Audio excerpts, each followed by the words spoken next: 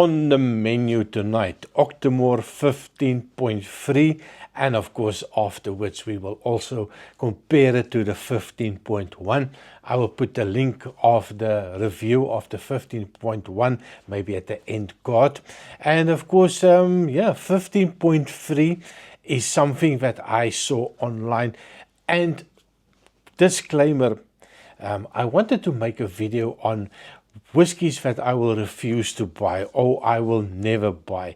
And I didn't think I'm going to make the video, but I can tell you Octomore was definitely on this list, and all for the wrong reasons probably, and price being one of them. It is just stupid expensive in my opinion, but if I get an opportunity to try something, and even if it's just a sample, I will take that opportunity. I do love them. That's the worst part. It's a whiskey that I really enjoy. I enjoy that high parts per million on the phenols, which is a little bit deceptive if you look at the numbers, but when you nose and taste it, it's a complete different type of whiskey. So yeah, 15.3, it is from the Bruichladdich distillery. It is a single malt Scotch whiskey and part of the Impossible Equation series that they are producing. This is a 2018 vintage and first fill ex-bourbon and recharred ex-bourbon cask. 61.3% ABV, so a big strong boy. And of course, that can also lead to the higher taxes and duties that they have to pay, hence the sometimes stupid prices. From the barley, they give us a little bit of information, and it is called the Concerto barley that they are using, the variety. So quite looking forward to giving a nosing and tasting. I did pour it some time ago, maybe 10-15 minutes ago.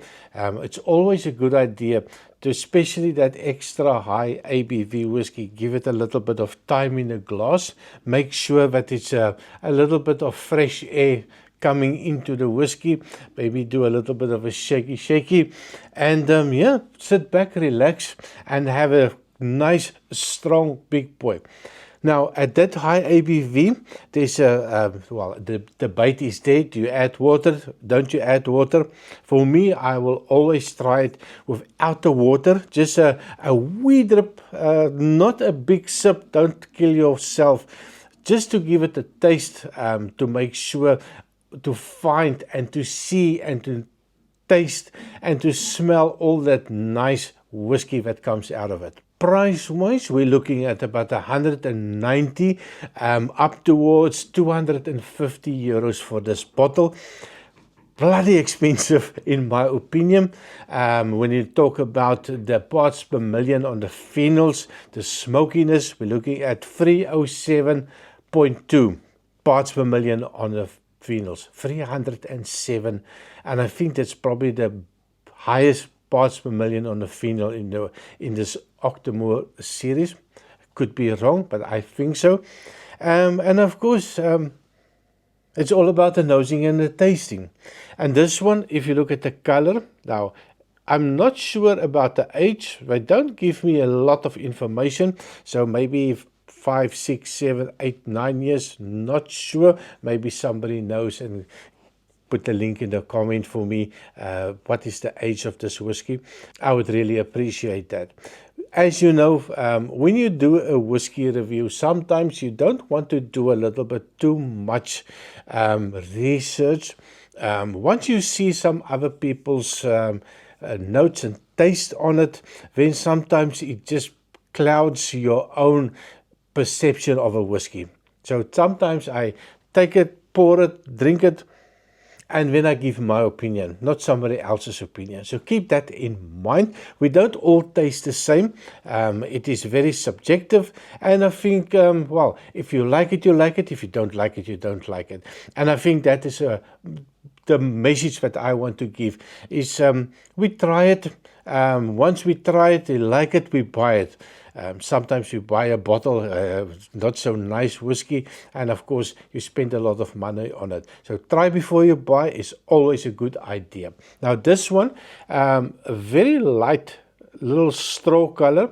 If you look at the viscosity, it is not a lot of viscosity, fast, quick legs forming and quickly running down the glass, and when by this time almost everything is gone and there's a little couple of drops forming at the top. So definitely not the oily one in my opinion. On the nose though, wow.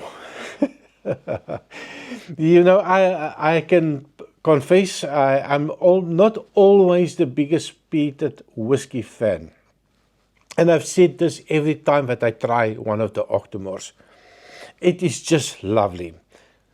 It's sweet. There is a little bit of a sherry note coming through. A little bit of a vanilla note coming through. It's a friendly peat. It's a very toned down tarry note. There's a little bit of maybe a little bit of a TCP note, but it is faint. If I compare it to any other peated whiskey, that it's not a friendly peat. This one is really friendly peated whiskey. Forget about that 307 or 307.2 parts per million. Don't be scared of that. It's definitely not on the nose. I get a little bit of a strawberry note, like a strawberry jam note, but not super sweet. I get a little bit of a salty sea air note. Now, that ABV, 61.3% ABV, is a big, strong boy. Even with a little bit of an agitation, and I stick the big nose in, it feels like 46% for me. There's nothing volatile. Nothing is kicking me in the nose. Just that loveliness that comes out. Get also a little bit of an orange peel note. That little oiliness.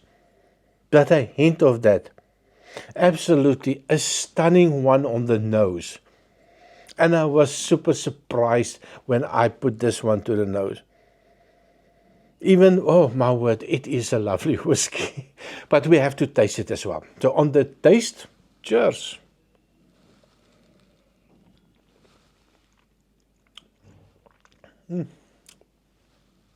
Wow. Flavor City, Flavor Town. It's an explosion of flavors. There's a hotness of the alcohol, a little bit of a chilliness, a little bit of a spiciness that comes in. You get a little bit of a mouth numbing effect, and it just sucks the moisture out of your mouth. Everything is gone. It's dry as a Sahara desert. You can feel the dryness come in, and then at the back you get that a little bit spiciness, a little hotness, and the sweetness that is just lingers there. Very little on the peat for me, not a lot of smoke, but if I have to describe it, that little TCP note is definitely there, but it is just lovely. But the dry mouthfeel, that's a little bit strange for me. It just, it begs for a little bit more. And of course, high ABV, small sips, otherwise it's not going to be a good one. Let me try again. Cheers. My word, it's a little oakiness, but not a bitter oak. It is just toning down that sweetness. It's quite sweet on the taste as well. That initial sip, and every time that you go back, it feels sweeter and sweeter. Oh my word, this is a really good one. But I think it will be a good idea to just tone that whiskey down. That alcohol is quite strong. If I have to drink it, I think this is a very small one. I might pour myself this. and just sip it as is, but very small sips. That does not really going to kill the taste buds. I did bring some water. I'm going to add a little bit of water on this one, maybe a half a teaspoon of water. I hate over watering whiskey, so always a good idea, put a little bit of water in, give it a little bit of a, agitation, a shaky, and give it a little bit of time just to mingle with the water. Bring it down a little bit, taste it, smell it, and then decide if you want to add a little bit more. If you have a dropper, good idea. I don't have one.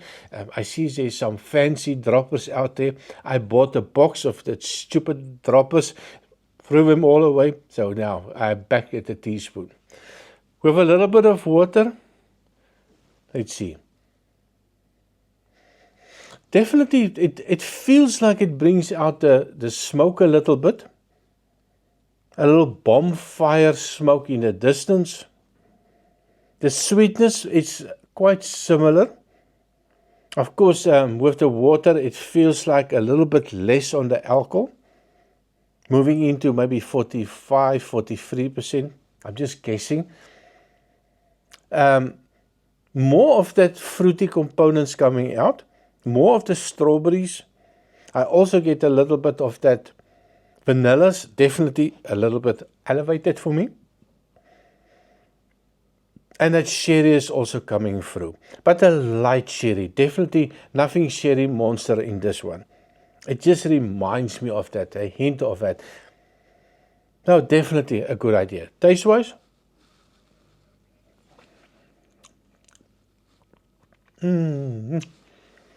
Taste-wise, it is just lovely. I think it was a good idea. I can take a little bit more of the whiskey, a bigger sip. You can just move it around in the mouth, cover all the senses from the top, the side of the tongue, and right to the back, getting all of that flavor profiles of this one. One more try.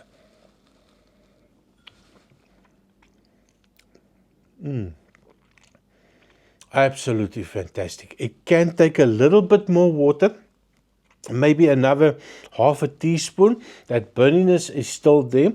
The dry mouthfeel is definitely there. It just keep on sucking your mouth dry. So I'm going to do the unthinkable, maybe another half a teaspoon. So all in all, in this small little dram, just over a teaspoon of water. Give a little bit of an agitation. Didn't do much difference on the nose. Everything is quite similar. Less sweetness coming out now. I think it might be a little bit too much water. Oh, but taste-wise, absolutely fantastic. It feels like there's a little bit more moisture in my mouth. It's a lovely sweetness. It is definitely a little bit more vanilla in it. Oh, definitely fantastic whiskey. Now, I don't want to make this one too long. What I can tell you, 15.3 is absolutely fantastic. Now, the price point, 190 to 250. Let me know in the comment what you think. How much are you paying for this? How much are I charging in your part of the world? I think for me, if I really try, 190, but I've seen a lot of people, especially here in Belgium, are asking 250 euros for this bottle. That's a lot of bloody money for a whiskey. If it was a nice price, under 100, I'd definitely buy a case of this. Oh, absolutely fantastic. I also did pour the 15.1, and the 15.1, also part of this Impossible Equation series, bottled in or vintage of 2018. It is 5 years old, and I just saw here on my little picture that I downloaded about this whiskey. The 15.3 is also 5 years old. Now I'm sorry that I saw this 250 for a 5-year-old whiskey. Holy crap. That's a lot of money. Maybe that was not a good thing to see, but it's also the 15.1 is 5 years old. Ex-refill, and there's no sherry involved in this one. So it will be a little bit lighter on the nose. Sherry does bring out something that I just like. Price wise for the 15.1, we're looking at 120 to 160 from what I could see online. The parts per million on the phenols, we're looking at 109, so definitely less peated. And a 59.1% ABV, so just a little bit weaker in the bottle as well. But if I go to the, well, let's start with the color. Definitely a lighter color to it, not by much. If we do a comparison between the two, maybe, well, I'm not sure if it's easy to see on the camera, but the 15.1 is a couple of shades lighter on the like straw color. Oh my word. Ladies and gentlemen, I hate this whiskey. I hate the fact that they are making something that 5 years old and it is super fantastic from nose to taste. The whiskey that I would enjoy, the whiskey that I will refuse to buy a full bottle, is the whiskey that I love. That is just maybe part of the world, eh? We cannot always get what we love. Now, if I go to the nose, there's a little bit less sweetness compared to the 15.3. So definitely less sweet, but not by much. When you have it in the ex-bourbon cask, it brings out a different type of flavor profile. It's always lighter, summery for me. A little bit of an appley note sometimes come in, an orchardy type of note, a pear note that comes in. It's a summer drink for me. This one, maybe with that added peat, is maybe not a summer drink, but it's something that I really enjoy. So less sweet, vanilla's there. I get a little bit of a gooseberry note, a nice, like almost a green gooseberry that you just break open, that little green note from that. I get a little of a lemon meringue, just a hint of that, and I get a little bit of a toffee. And I get a little bit of that saltiness, and I think that peat brings out a little saltiness for me. Not always, but sometimes I get a little bit of a sea breeze that comes in, and man, this is lovely. Oh my word, that is lovely. Taste-wise, it is fantastic. Now, dry mouthfeel, definitely on this 15.1 as well. It does take the moisture out. Water-wise, I'm not going to add water to this one.